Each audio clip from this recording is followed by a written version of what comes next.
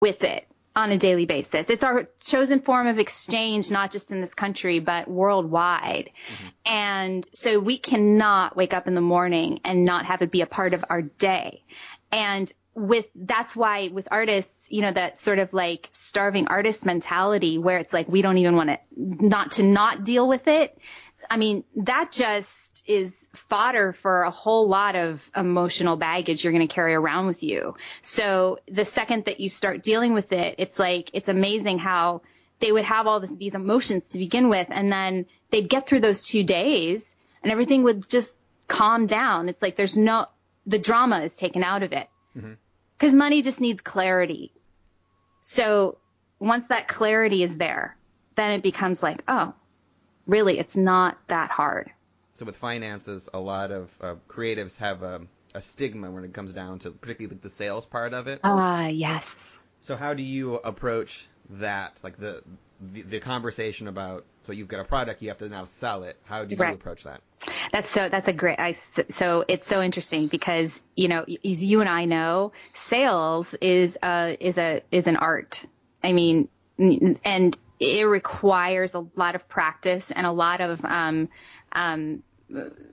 attention to understanding what you're actually doing when you're selling something. Mm-hmm. And I feel like sales has such a bad rap because people don't give it the attention it deserves, and then they come at it from all the wrong angles, and it does feel sleazy when you do it that way, because when you're coming at it in the way that it's like, I know that you have a need, or you have, a desire for something, and I have what you're looking for, and here's what it is. That's what it boils down to. And that's what you have to get to. But there's a whole art to that. And artists above possibly anybody else are the ones, unfortunately, I have found who take that for granted the most. Mm-hmm. And it's something that it just sort of like, as much as finances, they want to avoid learning about sales and how to sell. But again, what I have found is that those who actually turn their attention to it and say, okay, you know what? I am going to look at this. I am going to learn this, and really, learn some great selling techniques. Again, are the ones who see the best results. Sales and marketing are two separate things, and that's another thing a lot of artists get confused. So they think, the people I've worked with often will think that a marketing campaign is about selling, and it's not at all. Again, that's where marketing can feel really, sleazy and manipulative. Marketing is always about feedback, because what you're doing is you're finding the right people to match your offer with. Mm-hmm. And you've got to know like what it is they need and what they're resonating with, so that you can repeat back to them, listen, I hear what you're saying. I get what you need. And here's what I have that could possibly fill that. The sales comes after you have a solid marketing campaign that's giving you great feedback. It's kind of a byproduct of that campaign. So that's really something that I can't stress enough when I work with people in differentiating between. With the artists that you work with, I'm sure a lot of this, some of these blocks come down to just fear, which is not necessarily a rational fear, but it feels very big to them at that moment. How do you help artists overcome fear? The fears that come up usually have to do with what level of business they're in. So like different fears will come up with an artist who just has an idea for a business, but mm-hmm. hasn't taken the step yet to really like launch it and test it out.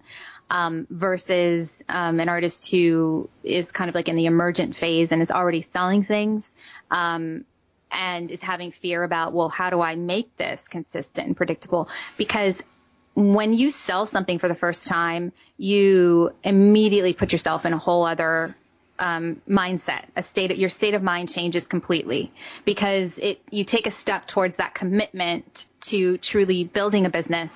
And then your commitment lies in making sure you're selling enough to keep your business alive so that you can keep repeating that process. So it's a very different state than being in the idea phase and just sort of like thinking about it and imagining it. Mm-hmm. But there are definite, and then there's the fears of the person who's had a business for 15 years. I mean, I just had a jewelry maker who's been in business for 15 years, and she was at sort of like a flat line for a really long time, and she just did not know how to scale to the next level. And so, she had her own set of fears that we were able to deal with. But the way that I deal with, or I help, I guess, the artists in the idea phase get over the fear of like, how am I going to make this happen, is to point out that 80% of your time and energy at that stage should be spent on market research, understanding who your ideal client is, your potential ideal client for what it is you have to offer, and making sure you're clear about what you have to offer. Because it's so easy at that point to say, I paint custom murals for people's homes, and I also do pet portraits. So why don't I just offer those together? And it's like, because they're really separate offers. And what sort of like determines what the offer is the ideal client on the other side. So like, not everybody who wants a pet portrait is going to want a custom mural. And so you have to be able to start thinking about that and get that clear at that point, and start to connect with people, see who's resonating with each offer. And if you do that, then it kind of sets them on a track to get busy, like puts them into action, but also kind of can see like, oh, okay, I've got people interested. So now where do I go? And then it's like, okay, well, now we're going to talk about pricing. Now we're going to talk about how you're going to, sell that offer. But then the fear of the person in the emergent stage who is selling things already, but doesn't know where to go. I feel 80% of their time and energy needs to be just on marketing, and marketing well, like marketing consistently. So consistency is the key at that point, because you're merging into your marketplace, and you want people to know that you're there to stay. You want them to know you, to like you, to trust you, of course, but also to just see that you're not going anywhere. So how do you establish that consistency? And I feel like taking those kinds of actions can really alleviate fear. In your personal business and how you structure your day, are there particular routines that you have or rituals that you do consistently throughout that set up your day for success? Well, the one thing I do every morning, I'm a morning person, and I've not always been a morning person, but I wanted to become one at one point. So I kind of really changed it up. And so I get up at 5:30, and I drink a hot water with lemon immediately, because it's really hydrating and just super good for you. And it's very grounding for me. And then I go for a walk. And I do like a really fast walk usually around the reservoir at Central Park. Mm-hmm. Just to really kind of get my endorphins going and clear my head to start the day. If I can start the day just doing those two things, I'm usually good to go. That's great. What would you say is the best advice you've ever received? That would be from my father, who always said, take care of yourself first and observe. He was always telling me to observe, become the observer, and listen to your instincts. Like, you can trust yourself. Mm-hmm. I think that was like the repeated message I got from him my whole life, and it's probably the best advice I've ever received. Mm-hmm.